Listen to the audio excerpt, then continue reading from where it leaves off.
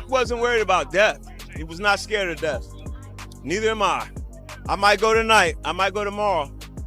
I might live another 20 years. God don't bless me. But who knows? This just in tonight, the hip-hop star Shock G has reportedly died. Shock G didn't lose his life just because of fame, drugs, or bad luck. What really ate him alive was something nobody could see on a toxicology report. Guilt. A guilt he carried for almost 25 years. Starting the night he tried to save Tupac Shakur and couldn't. Was the time I pulled Pac out of the party, and I said, yo, they got 2 more hits on you. They already had 2 in Oakland, now they got 2 in LA. 4 people are paid to kill you. Take it easy. Take my key, live in my condo while I'm on. At a party, he pulled Pac aside and told him straight. They already had 2 hits in Oakland, now they got 2 in LA. 4 people are paid to kill you. Take it easy. Take my key, stay in my condo while I'm on tour. I wanted to throw up afterwards. I can't believe I did that to someone. I can't believe I did that to someone. It was long before that overdose in a Tampa hotel room. Shock was dragging that moment behind him like a sentence that never ended. When he talked about it later, you could hear how much it tore him up. He said he wanted to throw up afterward, that he couldn't believe those words came out of his mouth to someone he loved like a brother. Pac told me, he said, you finished?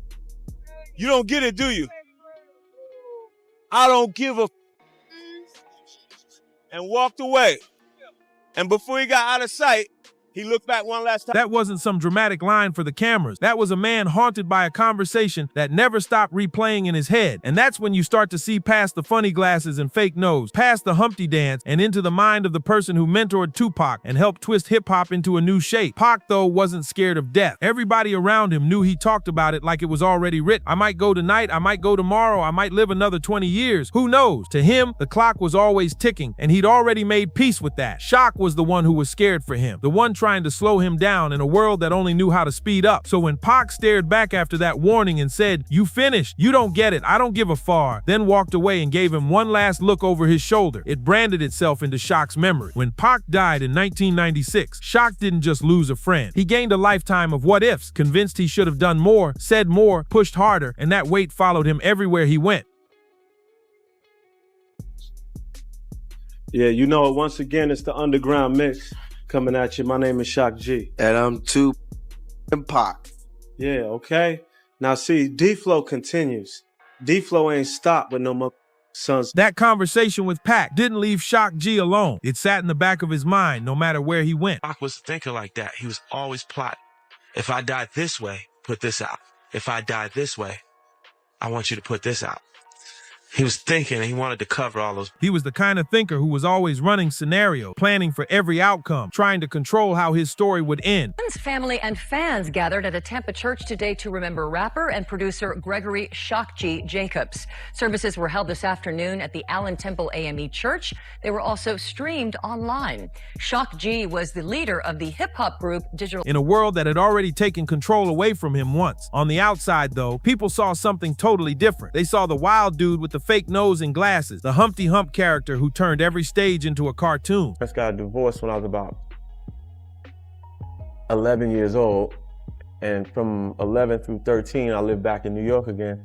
Down here, we was in the P-Funk back then, but when I got to New York, breakdancing had started, you know, graffiti. When I first came back to Tampa from New York, there was no hip-hop scene here. We used to play Love Is the Message, and me and Ronnie Ron used to laugh like, you play Love Is the Message, niggas run off the floor like rats when you turn the light. Study music, so I started taking music theory and studying some piano under Patricia Trice at H. So when fans saw his funeral stream from a church in Tampa, with people packed into Allen Temple AME to say goodbye to Gregory Shock G Jacobs, most of them were mourning the legend, not the man underneath the mask. That man was Gregory Edward Jacobs, and he'd been struggling long before the headline. Born in 1963 in Brooklyn to Shirley Kraft and Edward Racker, he grew up in what looked like a stable middle-class home, dad in computer work, mom in television. But the family kept bouncing between Brooklyn, Queens, and Tampa, and by the time he was around 11, his parents had split.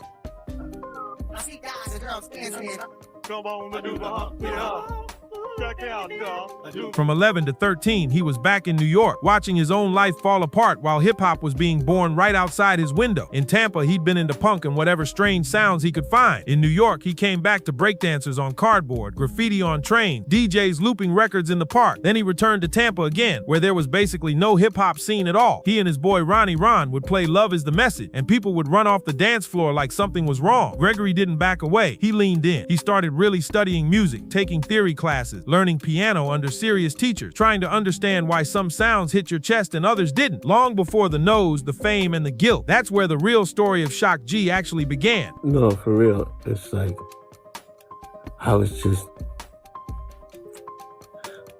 I don't know. Back in Queens and Brooklyn, hip-hop wasn't some polished industry yet. It was a feeling. Block parties, park jams, kids spinning on cardboard, DJs looping the same breakbeat until the sun came up. Gregory soaked it all in. Rhythm became the one thing that made sense when everything else in his life was shifting. He started on drums, entered little school talent shows, and actually won, while other kids were just happy to be on beat. He was already treating sound like a puzzle he could take apart and rebuild. His parents split at 12 cracked his world in two. One side was the quiet music nerd who couldn't stop thinking about rhythm. The other was a kid being dragged between cities, never really feeling like he belonged anywhere. When he landed back in Tampa and realized hip-hop basically didn't exist there yet, he didn't wait for a scene to show up. He decided to build himself instead. He took music theory, studied piano under Patricia Trice, dug into chords and melodies like they were blueprint. At home, he had a dad in computers and a mom in TV, two worlds that taught him structure and creativity, technology and media. But since he never felt truly rooted in any one place, he planted his roots in sound. He got turntables,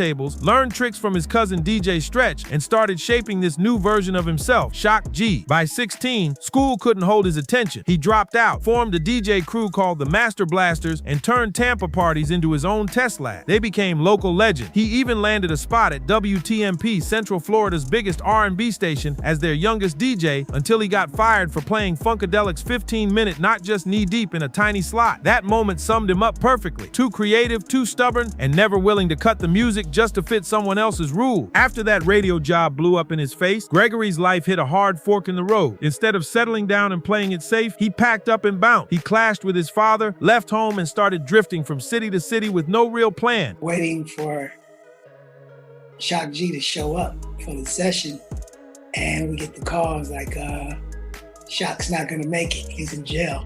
Just odd jobs, couches, and whatever floor he could sleep on that night. Whenever he spotted a music store or a college rehearsal room, he'd slide in just to touch a keyboard. On paper, it looked like he was lost. In reality, every city, every borrowed couch, every dusty piano was sharpening him. That wandering eventually dropped him in Oakland, and that's where everything flipped. In 1987, he linked up with a drummer named Jimmy D, who had studio gear but didn't really know how to work it. Shock had the knowledge but no equipment, so they traded. Shock taught him how to record, and in exchange, he got time on the machine. That same night, they knocked out Underwater Rhymes and Your Life's a Cartoon. That wasn't just another session. That was the beginning of Digital Underground. A couple years later, they dropped Do What You Like, and then came the earthquake, the Humpty Dance. It smashed the rap charts and crossed over into pop. Suddenly, Shock's alter ego, Humpty Hump, the nose, the glasses, the wild energy took over everything. To the world, it was just this hilarious character. To him, it was a split life. On one side, there was Shock G, the serious musical architect. On the other, Humpty Hump, the clown people demanded every time he hit a stage. That split started to wear him down. Imagine having to be a joke for the crowd while trying to stay a serious artist in your own mind. The pressure to keep both sides alive pushed him toward another escape. At first, it was just experimenting. Then it became comfort, then survival. He studied drugs like he studied music, watching the patterns, the highs, the crashes. But chemicals don't care about your theory. They just grab hold. Pretty soon, people were waiting on Shock in the studio and instead getting calls saying, he's not coming, he's locked up. The music was climbing, but inside he was already starting to crack. And right when that chaos was swallowing him, someone new walked into his life, Tupac. Then came Tupac, 19 years old, all fire and poetry, with notebooks full of verses and a chip on his shoulder the size of a whole coast. When he joined Digital Underground in 1990, Shock G didn't just see a backup rapper or some hype man. He saw a younger version of himself, raw, restless, and too intense for the box the industry wanted to put him in. Shock took him under his wing. They laughed on tour buses, crashed in cheap hotels, stayed up all night in studios turning half-finished ideas into into records. Shock helped shape Same Song, Then I Get Around, the tracks that pushed Pac out of the background and stamped his name into hip-hop for real. To the outside world, they were just collaborating. On the inside, it felt like fam. Shock was the big brother, the one trying to show Pac how to move in a business that eats people alive. That's why that warning hit so hard. At that party, when Shock pulled him aside and said they already had 2 in Oakland, now they got 2 in LA. 4 people are paid to kill you. Take it easy. Take my key. Stay at my condo while I'm on tour. It wasn't clout talk. It was fear. It was love. It was an older brother begging the younger one to sit still before the storm hit. Pac wasn't built to back down. He shot back. You finished? You don't get it, do you? I don't give a fuck. Then turned and walked away. One last look over his shoulder, and that was it. When Pac was killed in 1996, the whole world mourned. Morals went up. Tributes poured out. Documentaries rolled for years. But for Shock G, it hit different. He didn't just lose a friend or a superstar. He lost the man he tried to protect and in his mind failed. People around him said he changed after that. The bright, playful energy dimmed. He got quieter, moodier. He'd zone out for long stretches, staring at nothing, then suddenly break down in tears. That conversation from the party replayed in his head on loop. Every word, every look, every chance he thought he'd missed. The guilt fed the addiction, and the addiction fed the guilt, locking him in a cycle he couldn't break. And while all of that was tearing him up inside, the same hip-hop world he helped build was already starting to move on without him. By the late 90s, everything around him had changed. Hip-hop got louder, glossier, more commercial. The weird, funky, off-the-wall style that Digital Underground helped build wasn't what labels were chasing anymore. Shock G went from being one of the architects of the sound to feeling like a relic in the same house he helped design. He kept trying to adjust, producing for other artists, mentoring younger rappers, experimenting with new ideas, but nothing lit up the way it used to. The spotlight that once followed him everywhere slowly drifted somewhere else. When the industry got colder, his escapes got darker. Money wasn't flowing like before, and the business he once loved started to feel like a machine that had spit him out. That's when the substances went from occasional to essential. Meth, alcohol, fentanyl, these weren't party favors to him. They were ways to turn down the noise in his head, ways to mute the guilt about Pac, the regret about his own choices, the sting of watching a culture he helped launch rush past him like he was never there. People around him tried to pull him back. He went to rehab. He tried to eat better. There were stretches where he seemed sharper, more grounded, like he was building himself back up. Then he'd disappear. Weeks later, he'd resurface, thinner, quieter, talking in circles about the business, about God, about how things used to be with Pac. He once said something that stuck with the people who heard it. The world celebrates you when you're loud, but forgets you the second you're hurting. Back then, it sounded like a deep quote. Looking back, it feels more like a warning about where he was heading next. By early 2021, his body was starting to show what his mind had been dragging for years. Back in Tampa, people around him watched the unraveling in real time. The mood swings got sharper, the drinking got heavier, the meth runs got longer, nights blurred into days, and the outbursts started to scare the same people who'd once laughed with him on tour. He was getting arrested here and there, ending up in hospitals, popping back out like nothing happened. Everyone could see where it was heading, but that's the cruel part about watching someone spiral. You can stand right next to them and still feel completely powerless to pull them back. Then came April 22nd, 2021, room 348 of a hotel in Tampa. When he didn't check out on time, staff went to see what was going on. They opened the door and found him lying on the bed still. No fight, no chaos, no big dramatic scene, just a body that had finally had enough. Later, the toxicology report laid it out cold. Fentanyl, methamphetamine, alcohol. The coroner stamped it as an accidental overdose. No handwritten note, no final post, just silence and a 3-line report on a man who had given his whole life to sound. But that's not where the story really ends. After he passed, some of the people closest to him started going through his recordings and hard drive. What they found weren't polished songs. They were voice notes, little audio diaries he'd been leaving in the months before he died. In one, he says, they call it the music business, but the music died the day business came first. That doesn't sound like a punchline. It sounds like a confession, like he was admitting that the same industry that gave him a voice also crushed the part of him that believed in what music was supposed to be. In another recording, you can hear him laugh, not the big wild Humpty laugh, but a soft, cracked one. Then he says, they told me I could have everything, but all I ever wanted was peace. That line changes everything. Suddenly, his death doesn't feel like some random accident after a wild night. It feels like the final step for someone who was tired. Not just tired of life, but tired of pretending he was okay. Tired of the mask, the expectations, the double life. If you listen close, those recordings don't sound like a goodbye to fame. They sound like a man finally reaching for the one thing he'd been chasing since he was just Gregory with a drumstick in his hand. Peace. So what does all of this really say about Shock G? His story isn't just another artist lost to drugs. It's about how fragile a brilliant mind becomes when it's carrying more than anyone can see. The world remembers the fake nose, the silly glasses, the wild Humpty Hump persona. They remember the hits, the dances, the jokes, but behind every punchline was Gregory Jacobs, a kid from New York and Tampa who fell in love with rhythm, who wanted to make people dance, and who spent the last 25 years of his life trying to live with the feeling that he failed someone he loved. He never really wanted to be just a character. He wanted to be seen as Gregory, the boy who sat at pianos in empty rooms, who studied chord changes like they were secret, who tried to pull Tupac out of the fire and never forgave himself for not being able to. In one note, he summed it up in a way that almost sounds too simple. They called him Shock G, but his mama called him Gregory, and Gregory just wanted to play. Strip away the headlines, the interviews, the autopsy report, and that's the real story. It's not just about drugs or downfall. It's about love, guilt, pressure, and a man who gave the world rhythm but couldn't quiet his own mind. He once said music was supposed to lift you up, not tear you down. Somewhere along the way, everything flipped. The art that once felt like freedom started to feel like a cage. By the time that hotel room door opened in Tampa, it wasn't just fentanyl, meth, and alcohol in his system. It was years of grief, regret, and unspoken pain finally catching up. In a way, he overdosed on all of it. The loss of Pac, the weight of the industry, the strain of living as two people at once. If you're still here, think about this for a sec. What do you think haunted him the most? Losing Tupac, watching the industry turn cold, or being forced to live as the clown and the genius at the same time? Whatever you think the answer is, one thing's clear. The music might have stopped for Shock G, but the message he left behind is still ringing.